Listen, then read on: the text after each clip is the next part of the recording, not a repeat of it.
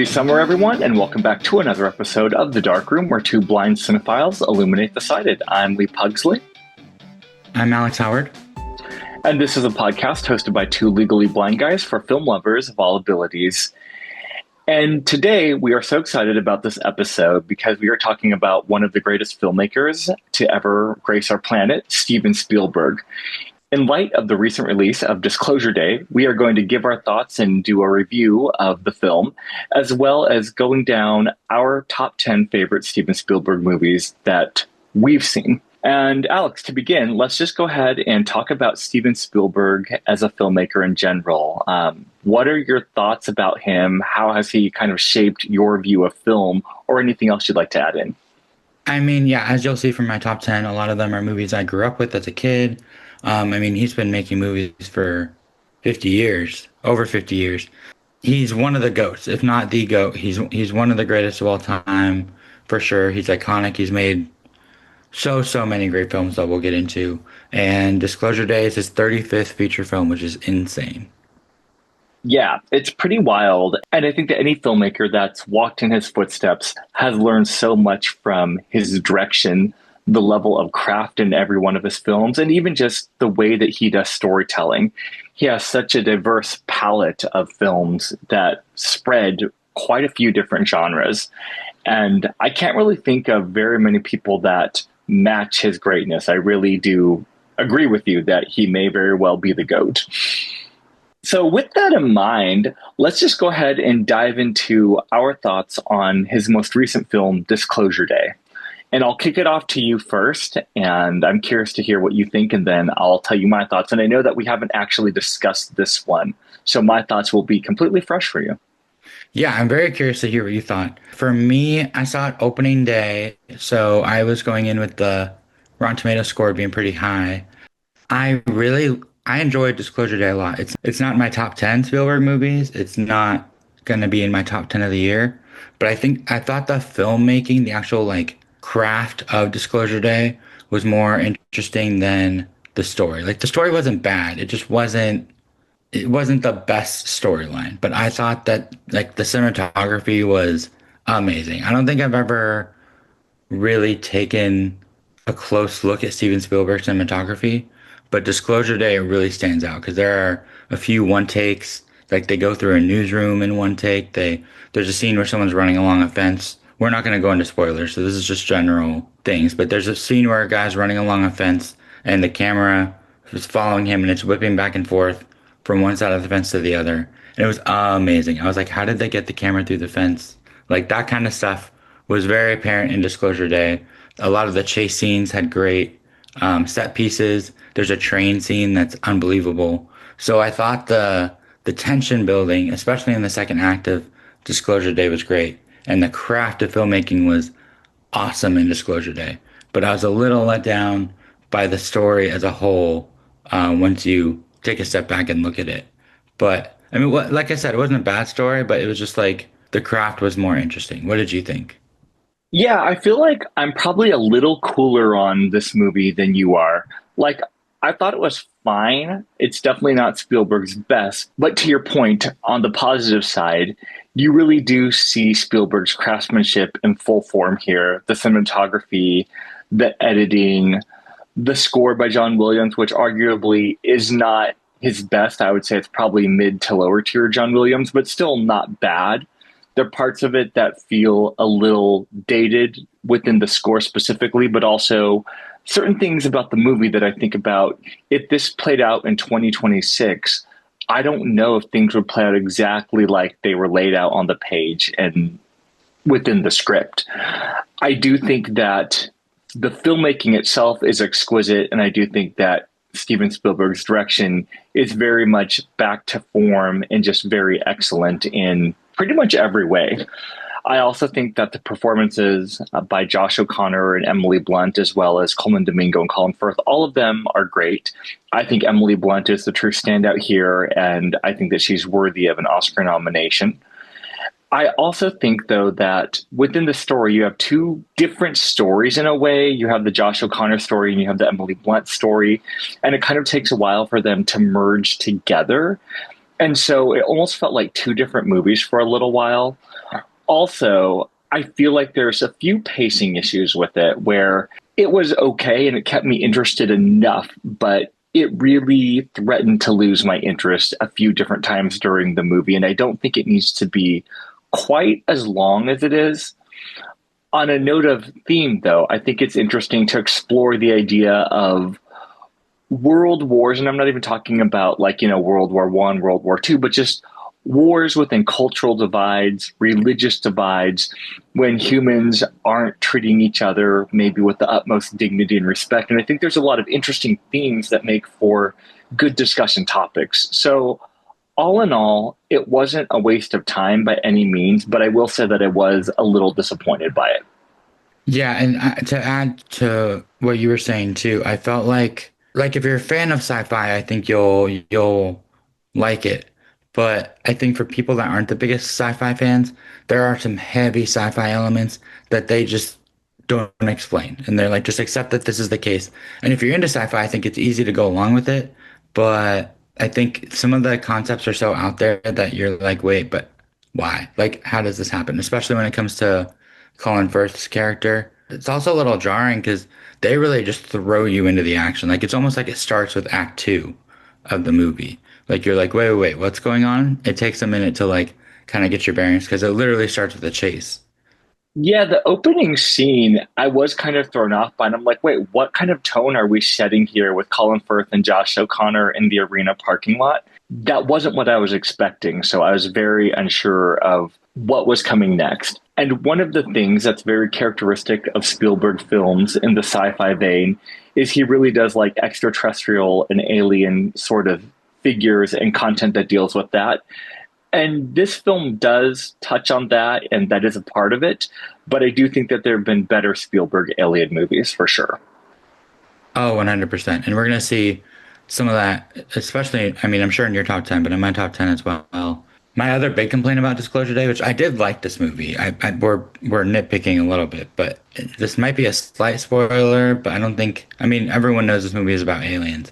I was a little bummed at the alien design. Like, I thought it was a little basic. I was really hoping he would like create a brand new design for an alien, but it was just kind of like, oh, okay, we've seen this before.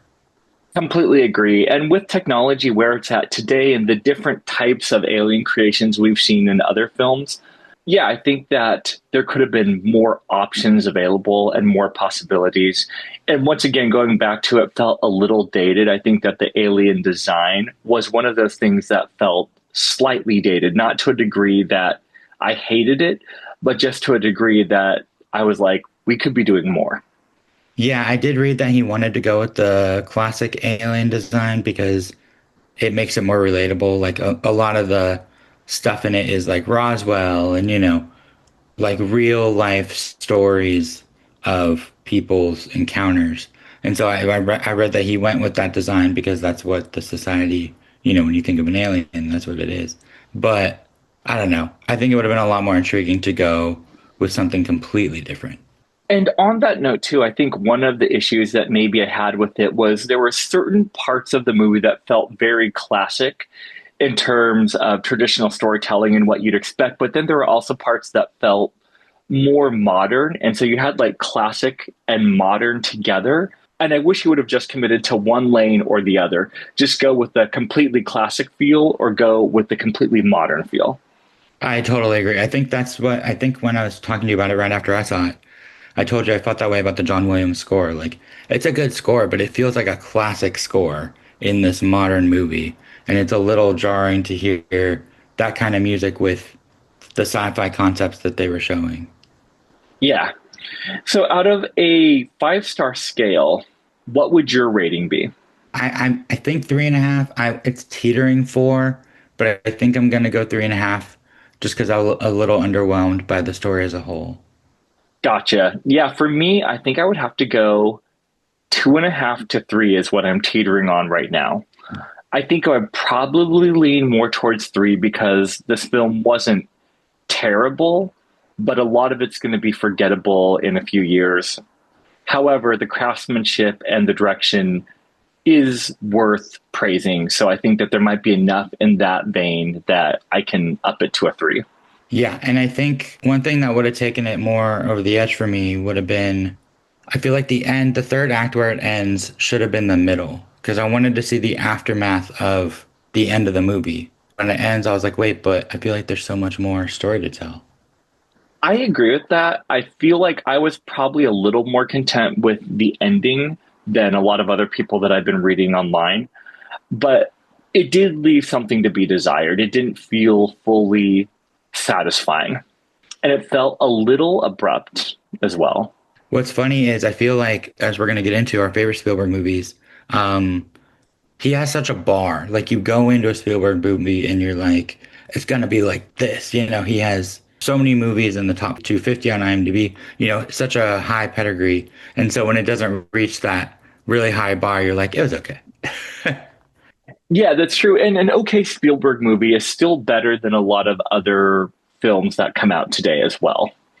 Oh, for sure. And also, I mean, it's an original movie, which is awesome because we don't get a lot of those nowadays. Very true. And so I think the reason that we're both being nitpicky and critical is because of the bar that Spielberg has set for himself. If this was another director, I probably would be less harsh than I'm being right now. Oh, for sure. And I think it's still a recommend for me, even though I just liked it. I didn't love it. Definitely still a recommend for me, and it's worth a watch if you guys want to check it out. And it does have Yeah. audio description. Yeah, and I thought the audio description was pretty good. I don't think it was necessarily the best track of the year or anything, but I thought they did a very quality job with making sure that all the visual details were filled in because there's a lot of visual stuff to take in. Oh yeah, especially in that third act, it's a lot. For sure. Well, this is a good segue into our Steven Spielberg top 10 list. But before we get into that, I know that there are 35 Spielberg films to date, which is crazy, as you have said. And I'm curious to know how many of those films have you seen? I have seen 23 of the 35. What about you? That's funny. I've also seen 23 of the 35. Oh, no way. Okay, cool. That's hilarious. I wonder which ones I haven't seen that you have seen and vice versa. That's interesting. Yeah, that is really interesting. And there's some more that I would love to see, but a lot of his older films don't have the audio description. And if they did, I would be more inclined to watch them. But because I know his films are very much about the world building and the visuals, I feel like I'm not going to get the full context without audio description. Oh, for sure. I mean, I own his first feature film, Duel. I have Duel on Blu-ray. I've been meaning to watch it, but it doesn't have AD, so I need to watch it with a friend. I think this is a good transition. Some of the other movies that I've been wanting to see from him, Bridge of Spies, somehow I never got to that movie. The Lost World, Jurassic Park, I haven't seen.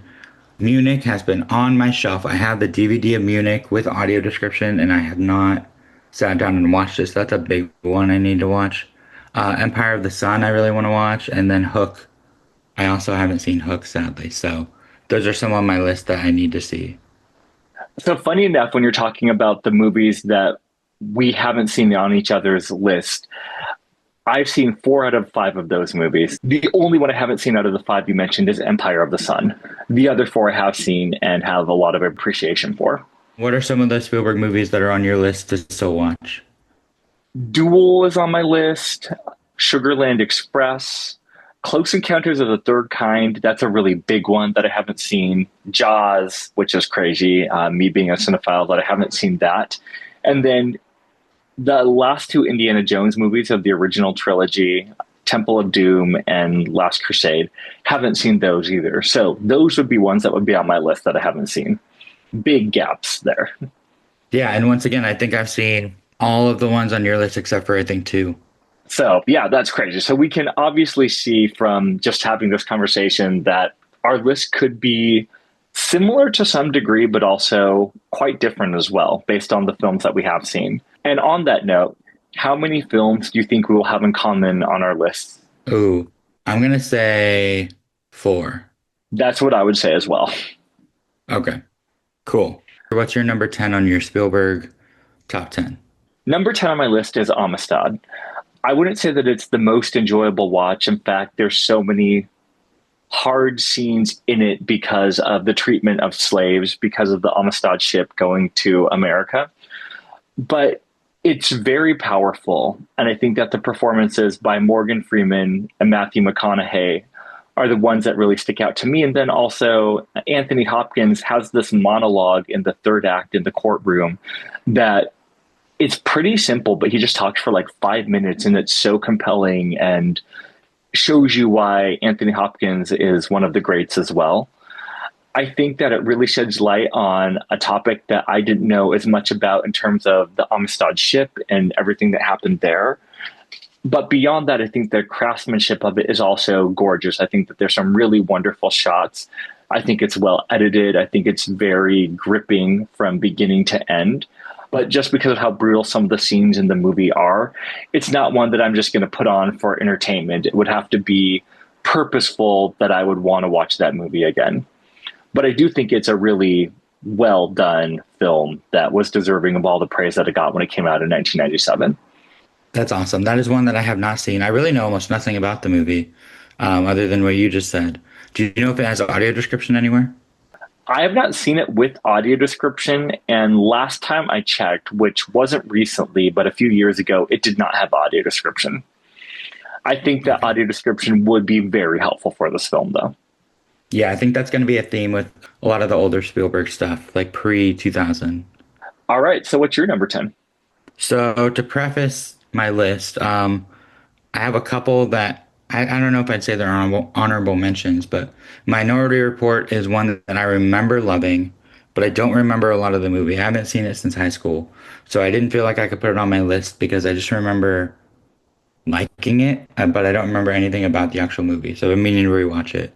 And then War of the Worlds is about funny enough the two Tom Cruise Spielberg movies. War of the Worlds I really liked. I just do not like the end of War of the Worlds. I know it's like the way the story actually ends, but it's just like I thought it was weird. Like, oh, we happened to kill the mothership, so it brought down all of the other aliens. I don't know. I thought it was kind of a convenient ending, but before the third act of War of the Worlds, I really do love that movie. So going into my actual top 10, my number 10 is Close Encounters of the Third Kind.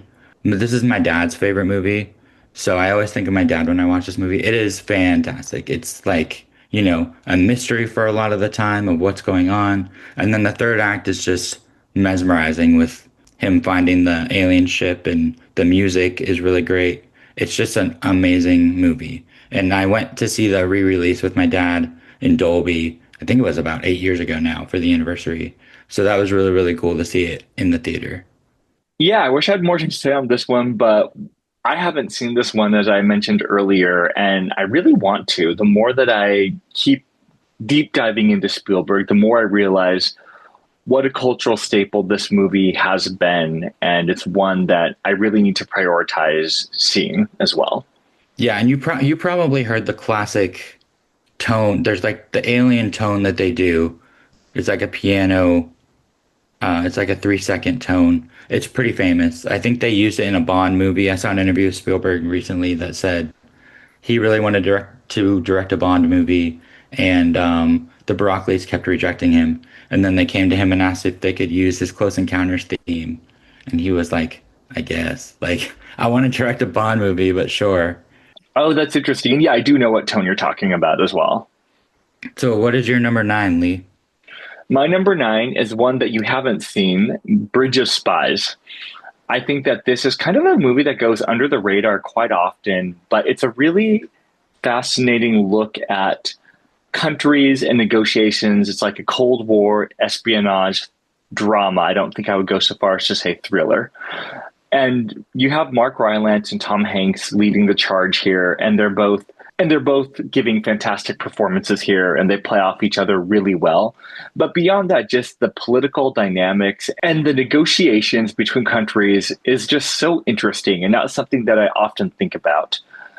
And I wouldn't say that there's anything that really is like revolutionary about Bridge of Spies. It feels very classic and traditional in its filmmaking, but it's also very well done in terms of the cinematography and the production design. The score is fantastic as well.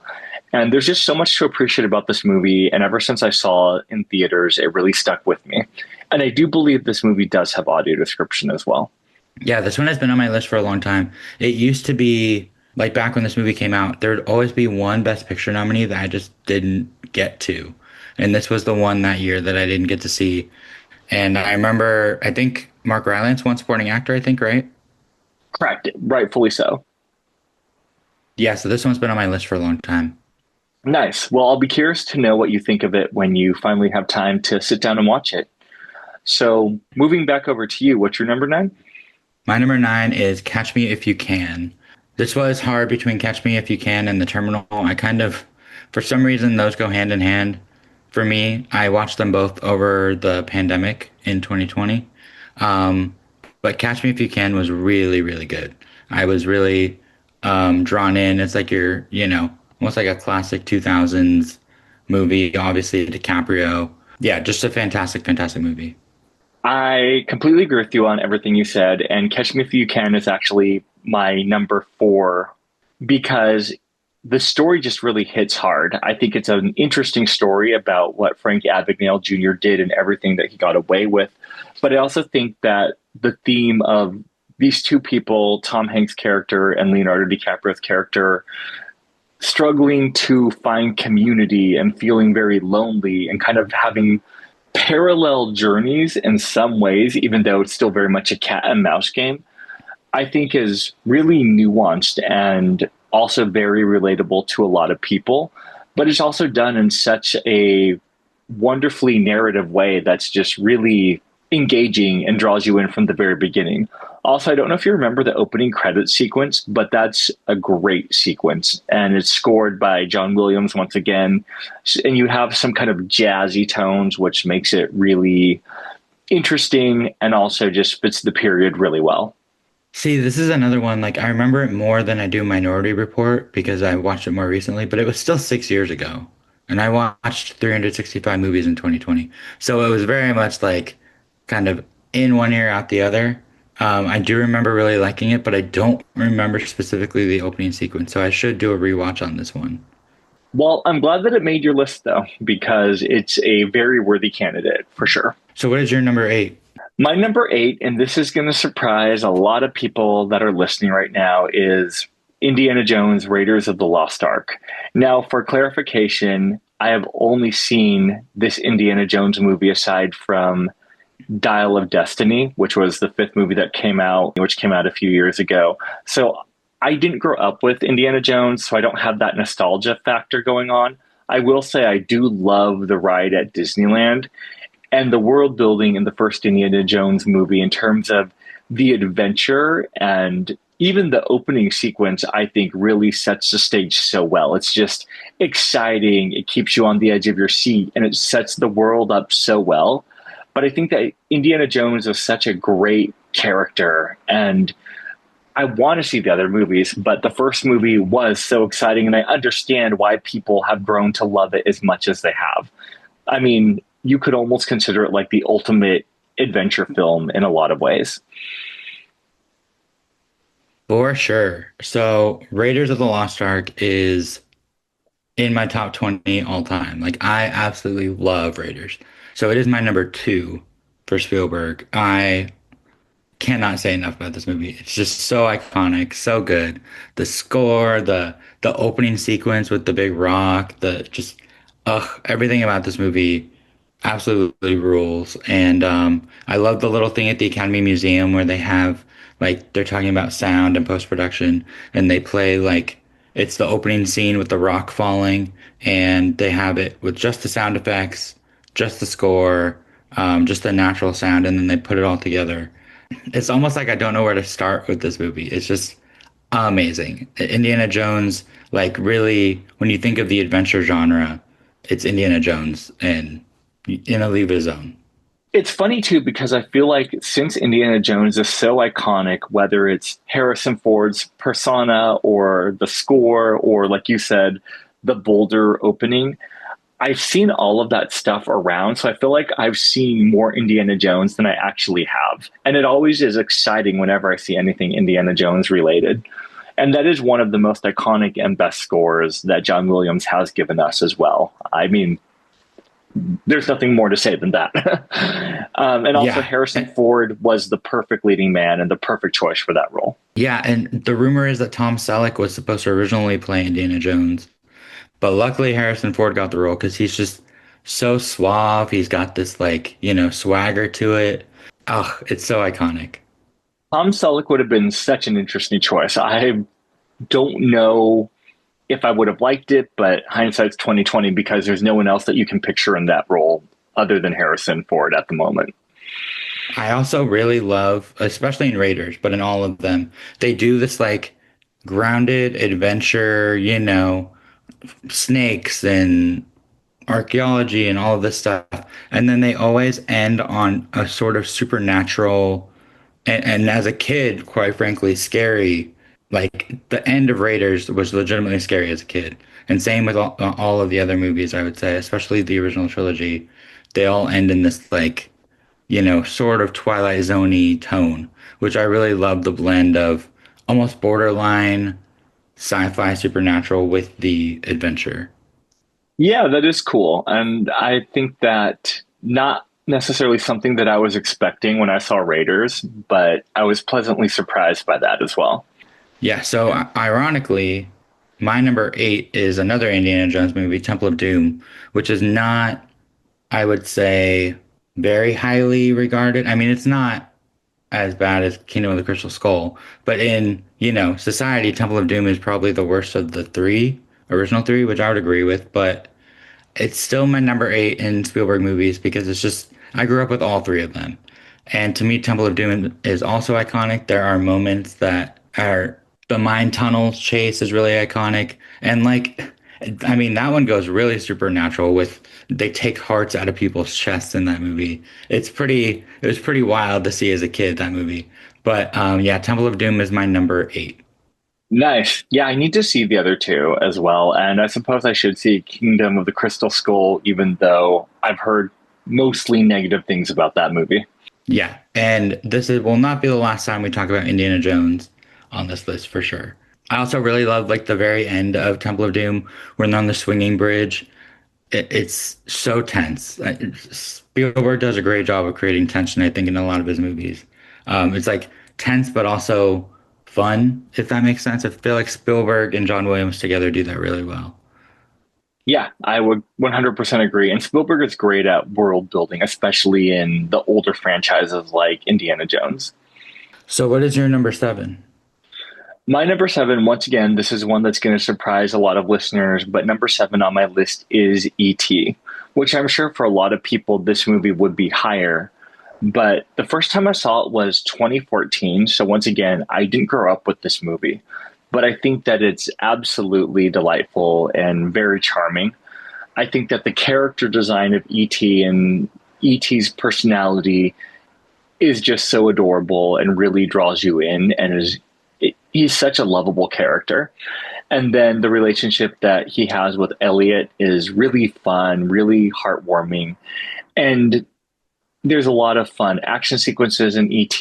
I think that there's something that's really magical about the film. And I think that the John Williams score really amplifies everything about the world of that film.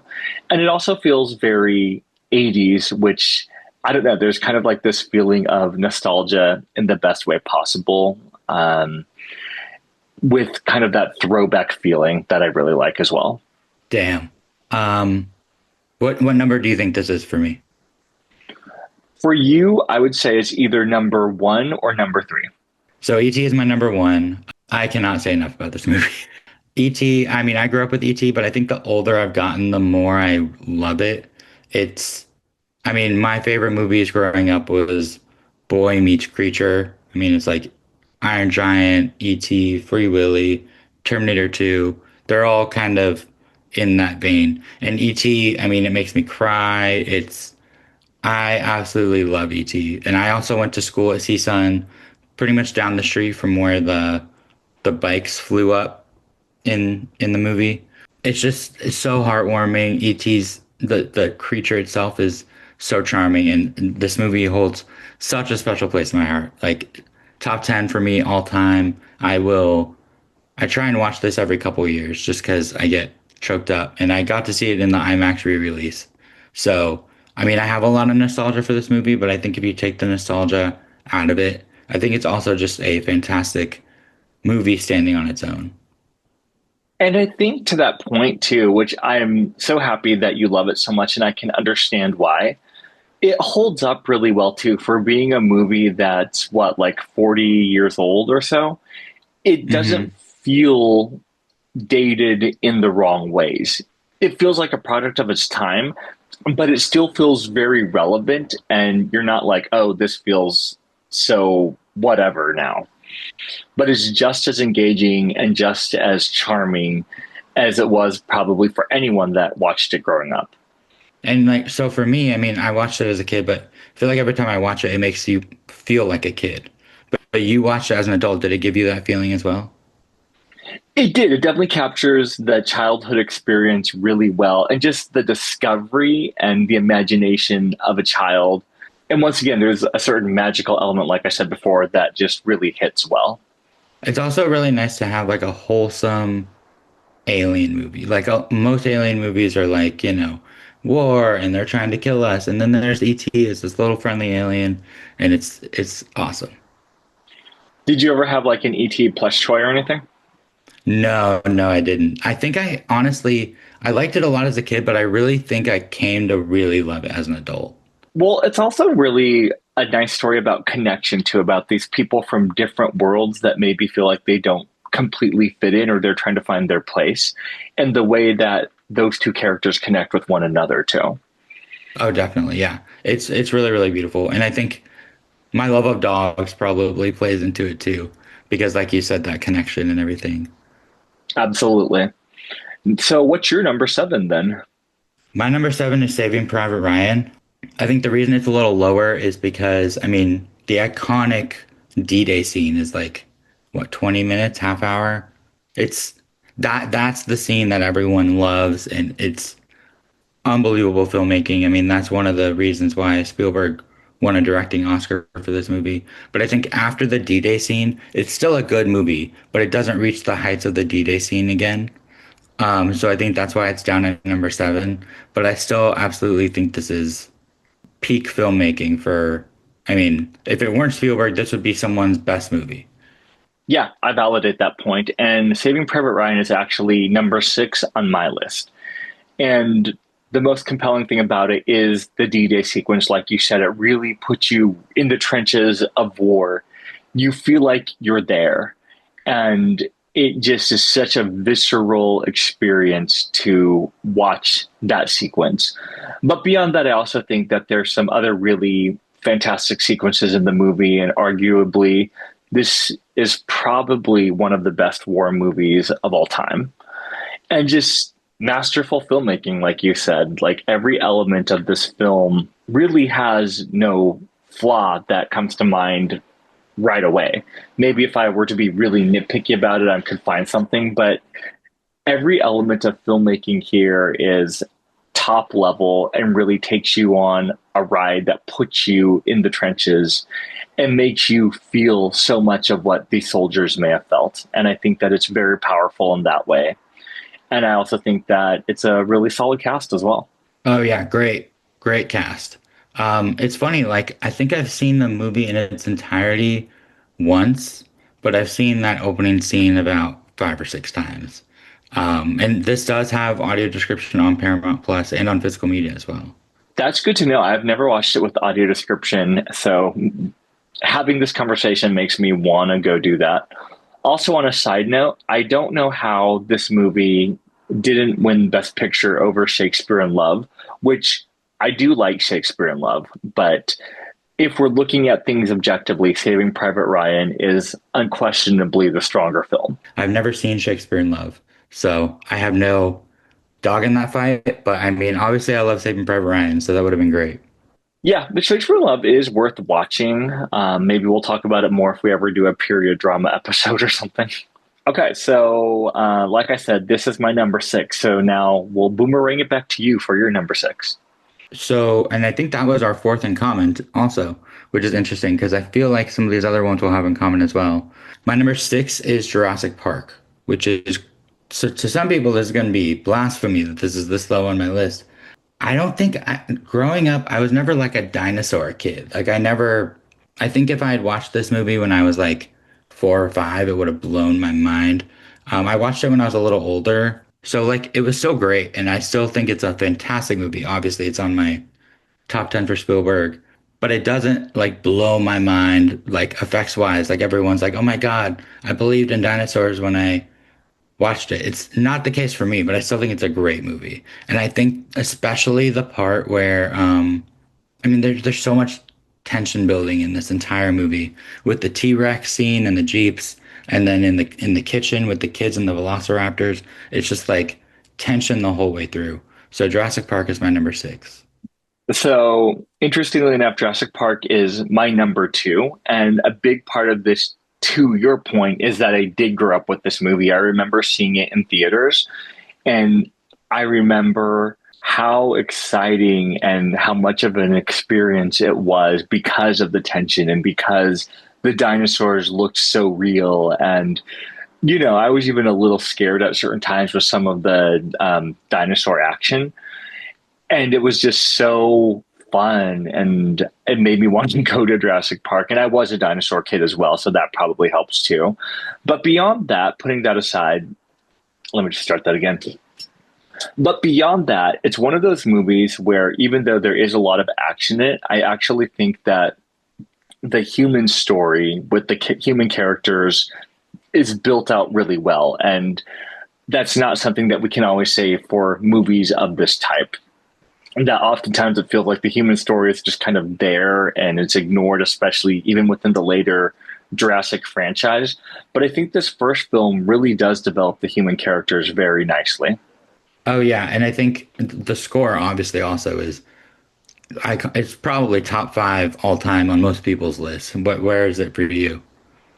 Oh, I love this score so much. I actually think, once again, hot take, and this is such a tough choice, so I'm not putting this out there as my supreme word in concrete, but I think that the Jurassic Park theme, out of the iconic John Williams themes, E.T., Indiana Jones, Star Wars, Jurassic Park, I think that the Jurassic Park theme might actually be my favorite. But once again, I love all of those themes, so it's really hard to choose. Yeah, it's amazing. And I think none of the other Jurassic Park movies, I mean, I haven't seen The Lost World or 3. Those have been on my list for a while. I hear The Lost World is pretty good, but I know none of them have measured up to the original. Yeah, 100%. And I am a fan of The Lost World. I am a defender of that movie. I know a lot of people dog on it, but I thought it was a very credible sequel. Jurassic Park 3, on the other hand, left a lot to be desired, and then it just goes downhill from there. Very cool. Well, so that's your number 2. So what is your number 5? My number five is a movie that you mentioned earlier, which is Hook. Once again, I grew up with this movie. I was always a Peter Pan kid. I read the original J.M. Barrie books. I loved the Disney movie. I loved the Broadway musical. I was Peter Pan for Halloween one year. So I thought it was a very interesting concept to think about what would happen if Peter Pan grew up. And going back to Neverland, it was fun to be back in that setting with the Lost Boys and with Hook as well. And you have Robin Williams and Dustin Hoffman going head to head with each other. And that's such a fun dynamic. I mean, both of those actors are phenomenal. You have the John Williams score, you have absolutely fantastic production design. Once again, a movie that feels wholesome, very family friendly, and not that that's the criteria for a movie having to be high on anyone's list, but it just kind of captures that feeling of nostalgia and everything that I associate with Peter Pan, but giving me something very fresh and exciting to latch onto that I hadn't seen before. And so I think it just speaks to, once again, the idea of a lot of these movies that we're talking about. If you've grown up with them, you're going to have a very different perspective than if you watch them later in life. Yeah, so this is one, as I mentioned, I've never seen. It's been on my list. Everyone says, "Oh my God, this is so amazing." And I feel like when I watch it, I'm gonna be like you said, like I didn't grow up with it. So I don't know how much I'm gonna like it. Hopefully I like it, but I don't know that it's gonna be, oh my God, this is the greatest thing ever. But I am curious to check it out, especially since it is Robin Williams and Dustin Hoffman. You'll have fun with it, I would say. You may not like it as much as I do, but I don't think you're going to hate it by any means. I think you'll have a very good time. Also, on a note of interest, this was originally supposed to be a musical movie. and I have heard some of the demos of the musical songs that they were going to put in there. And yeah, no, it's just really interesting how it kind of evolved and moved away from that. Obviously, being a musical fan, I would have been all about that. But I still appreciate the final product the way it is as well. That's awesome.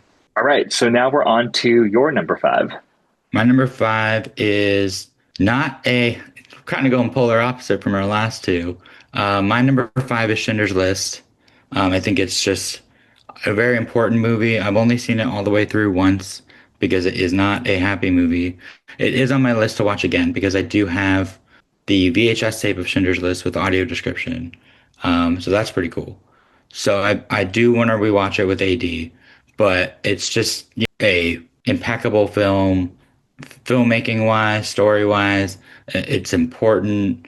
Ray Fiennes is unbelievable in Schindler's List. He plays one of the Nazis. He is like so evil. I don't know how he didn't win supporting actor at the Oscars for that role. He directed Schindler's List and Jurassic Park came out the same year, which is also the year I was born. But it's insane. So yeah, Schindler's List is my number five. So Schindler's List is actually my number one. And it is not the most rewatchable movie by any means because of how heavy it is.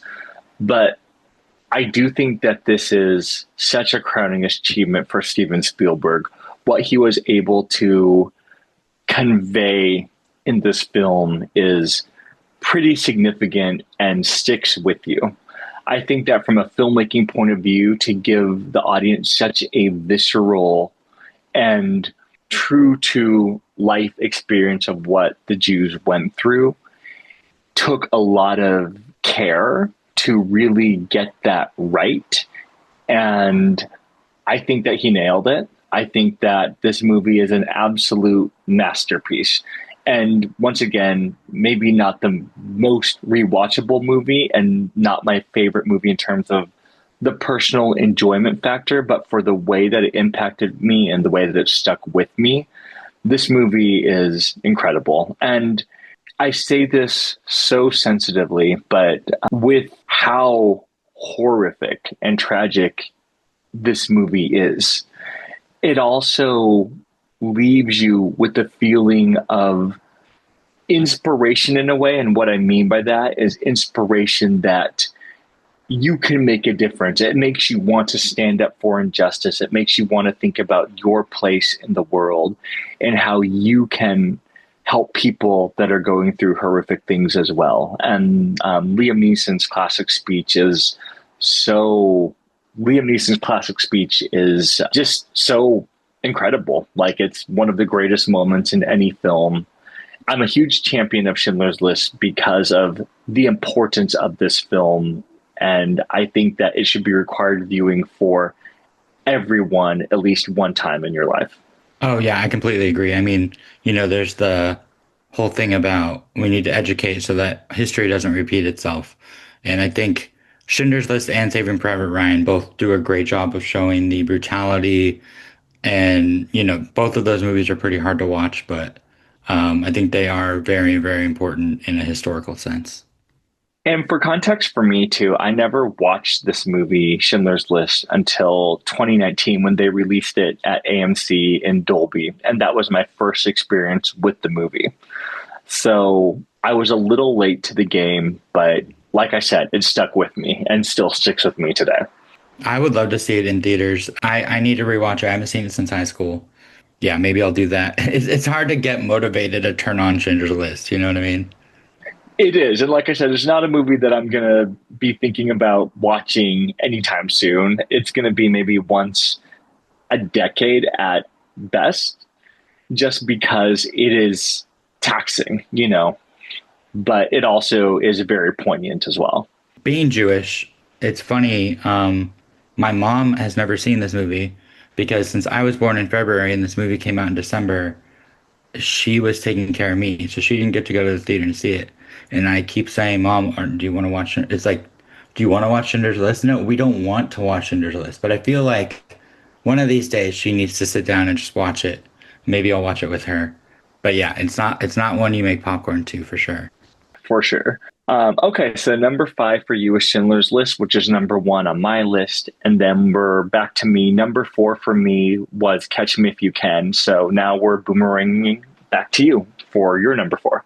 My number four is Indiana Jones and the Last Crusade. This is, I mean, once again, Indiana Jones is so iconic. I love the father-son dynamic in this with Sean Connery being added to the cast. I love that the Nazis are back after Temple of Doom in this movie. There are just some iconic scenes in the library where he's looking, trying to match the numbers up and smashing the tiles is great. The motorcycle chase scene with the flagpole, if you know, you know. I mean, it's The Last Crusade. It's another Indiana Jones movie in the trilogy. You can't get any better than that. I love that you used the phrase, if you know, you know, because since I haven't seen this movie, I don't know. But once again, it's on my watch list and a gap in my filmography of Spielberg that I need to catch up on. If you like Raiders, you'll like this one for sure. And that's kind of why I said that because I didn't want to spoil the flagpole thing for you. And I also heard that there's a really good, I think it was this movie that a lot of people talk about the father son dynamic. Is that correct? Yeah, yeah, the father's son because Sean Connery plays Indy's dad, so that's really great. And then the opening, I mean, the opening sequence of this movie too is young Indiana Jones. So yeah, it really does a good job of like showing you the beginning and then showing like, I mean, it was supposed to be the end of the Indiana Jones saga. Gotcha. Yeah. No, it's something that I will get around to sometime soon. And then once again, it ends with the classic Indiana Jones supernatural thing going on. So the last two Indiana Jones movies have been a little iffy, but I think this was the last really good one. Nice. Well, I look forward to it. So I think both of us only have our number three left. So what is your number three? I think I know what your number three is, but we'll get to that soon. Oh, can I guess yours actually? Yes, go for it. So is your number three West Side Story? It is West Side Story. So this is very much on brand for me, as all of our listeners know, me being a very big musical theater fan. And this is actually the movie that I've seen the most in theaters, which I saw this movie 16 times in theaters in like a 2 month period. So I hit it hard. Now, granted, I was also in kind of a weird place, and so it kind of became like comfort food for me in a way. But beyond that, I think that this movie is like spectacular. I think that this is the way to really nail a movie musical. I'm a very big fan of the 1961 version of West Side Story. I think that that movie is a masterpiece. And I was very nervous about a remake. It didn't really seem necessary, but I will say after watching it that this 2021 version by Spielberg can proudly stand by the 1961 West Side Story. And there is a place for both of them. I think that the cinematography in the Spielberg West Side Story is absolutely phenomenal, especially when you have a lot of those crane shots at the beginning when you're kind of seeing New York, Lincoln Center get demolished, and all of these other, Ansel Elgort seeing his reflection in like the water. There's so many beautiful shots in this movie. I think that the costumes in this movie are fantastic. The choreography and the energy of the choreography is really great. They made some changes to the script from the original version, but the majority of it stays very faithful and intact. And the updates that they made didn't feel like they were modern and out of place, but they were very effective in telling the story and deepening the characters. And look, at the end of the day, it's Romeo and Juliet. So, the story is the story. There's not really, anything revolutionary about the story, but the execution from Spielberg really proves that he can do anything. And he did this film justice. And it made me so happy. And it's still a movie that I go back to and watch probably on a yearly basis. So I've probably seen it like close to 30 times now. So, but if you're gonna watch West Side Story and you can only watch one, which one do you go with, the old one or this one? Hot take for a lot of people out there, but I'd probably have to go with the 2021 version of West Side Story. Wow, very nice. Yeah, I really like this movie as well. It didn't make my top 10 just because I'm not a musical theater guy, but it is a very good movie. I highly recommend if anyone out there has not seen it. Yeah, it's absolutely worth the watch. And even if you're not a musical theater person at all, if you're a cinema person, I think that it is a very magnificent piece of cinema. I love the scene where they come in and they have the rumble between the two rival gangs and the shadows on the pavement is really beautiful. 100%. Yeah.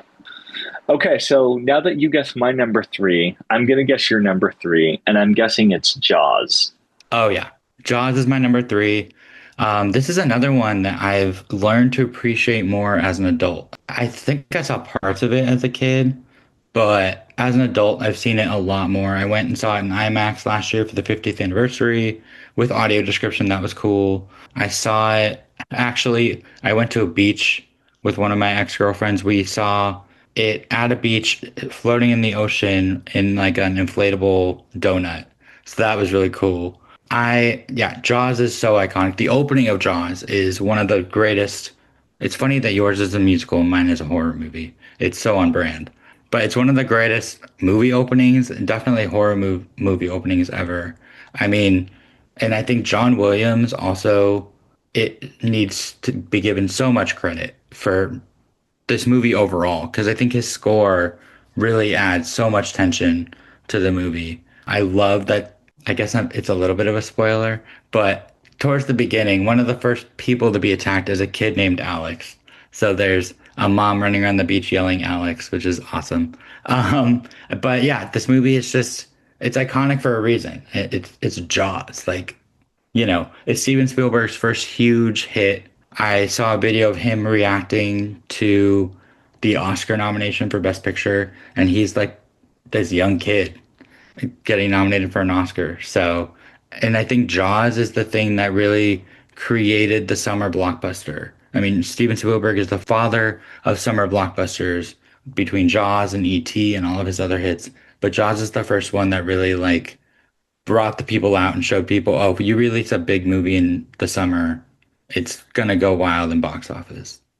I also feel like this movie has had such a cultural impact just with even people being afraid to swim in the ocean after watching Jaws. I know a fair amount of people that don't want to swim in the ocean because they're afraid of sharks because of this movie. So it's really had a lasting impact in a lot of different ways. And to your point, the score is epic. Really love the score. And I can't believe that this is still a movie I haven't seen that I absolutely need to. Yeah, no, I would say like you should put it on your list for like by the end of the year. You should totally see Jaws. I think ironically, my favorite scene of the whole movie is towards the end when they're on the boat hunting the shark and the captain gives his monologue about being out in the water and being in the Marines and the shark attack on his Marine Corps and the bodies floating in the water. I read something that that story was supposed to be the sequel, and then things fell through with the studio and it didn't happen. But I'm like, I would still love to see that movie because the story he tells is actually a true story that actually happened. It was in the waters of, I think, Japan, and all of these sharks ate a bunch of army guys. And so I would still love to see that movie. I think they did make a movie about it, but it wasn't like super highly regarded. But that monologue is amazing. Yeah, I've heard about that monologue. I have never seen that scene either, but other people I know have mentioned that too. And one last thing I'll say about Jaws is that it definitely has had an impact on any of the shark films moving forward that we've got as well. Oh yeah, shark movies are one of my favorite niche genres. So yeah, I'd say it's like Jaws, The Shallows, Open Water. Yeah, I love shark movies. Shark Week is great every year. Well, very cool. Okay, so we've done our number two, number one. My number two was Jurassic Park. And what was your number two again? My number two is Raiders of the Lost Ark. Okay. And then number one for me, Schindler's List. Number one for you is E.T. Yep. So let's just go ahead for the listeners out there and just quickly recap our top 10. I'll start first. For me, number one, Schindler's List. Number two, Jurassic Park. Number three, West Side Story. Four, Catch Me If You Can. Five, Hook. Six, Saving Private Ryan. Seven, E.T. Eight, Raiders of the Lost Ark. 9 Bridge of Spies, 10 Amistad. And so for me, number one is E.T. Number two, Raiders of the Lost Ark. Number three is Jaws. Number four, Indiana Jones and the Last Crusade. Number five, Schindler's List. Number six, Jurassic Park. Number seven, Saving Private Ryan. Number eight, Indiana Jones and the Temple of Doom. Number nine, Catch Me If You Can. And number 10, Close Encounters of the Third Kind. So then how many of those did we have in common? I think five or six, right? We had 6, yeah. So I guess we had six in common instead of four, which is pretty good. I think that's the most in common we've ever had. Yeah, I think it's pretty close to it. And it just goes to show how iconic all of these films are and how they've really resonated with the whole world over the years. So to wrap up our episode, just real quick, just to show how iconic Steven Spielberg has been. I mean, I don't know how many films left we have from him, but obviously he is a movie treasure. I have a couple trivia questions for you, Lee. How many of his movies do you think are in the IMDb Top 250? The IMDb Top 250, which is different than the AFI Top 250. If I had to guess off the top of my head, I'm going to go with 18. 18, wow. So it's seven. But that's still like, how many people have seven movies in the IMDb Top 250? So then how many Oscars do you think he's won, and how many nominees do you think he has? Okay, for how many he's won, I want to say 3. How many he's been nominated for, I'm going to go with 12. Okay, he's won three Oscars, that's right. Best Picture for Schindler's List, Best Director for Schindler's List, and Best Director for Saving Private Ryan. And he has 24 nominations, Oh, wow, which is, double what I. yeah, insane. And then how many Oscars do you think his films, not him, but his films total have won over the years? Oh, wow. Have one. That's the key thing right there. I'm going to go with, I'm just kind of going with whatever comes to mind first because oftentimes intuition is the best way to gauge. I'm going to say 32. Wow, it's 33. How did you get that close? Like I said, sometimes you just got to go with your gut and not overthink it. So, yeah. That that's crazy. So yeah, as you guys can see, Steven Spielberg has had such a major impact on movies and entertainment in Hollywood. So yeah, we wanted to do a little episode to honor his work that he's done so far in his career. Yeah. And, just to really express our appreciation to him for everything that he's given us, the ways that he's inspired us, both as storytellers, but also just in our own imaginations and giving us these worlds to immerse ourselves in and get lost in. And we'd love to know what your favorite Steven Spielberg movies are. Feel free to send us either your top 10 list or if you just have one or two that really stick out. We'd love to know why they're your favorites as well. And if you have any kind of childhood attachment to them or what your first viewing experience was watching any of them. So yeah, please go ahead and send us your Spielberg favorite movies. You can reach us at darkroomfilmcast@gmail.com. Once again, that's darkroomfilmcast@gmail.com. And you can also follow us on Instagram at darkroomfilmcast and subscribe to our YouTube channel at darkroomfilmcast.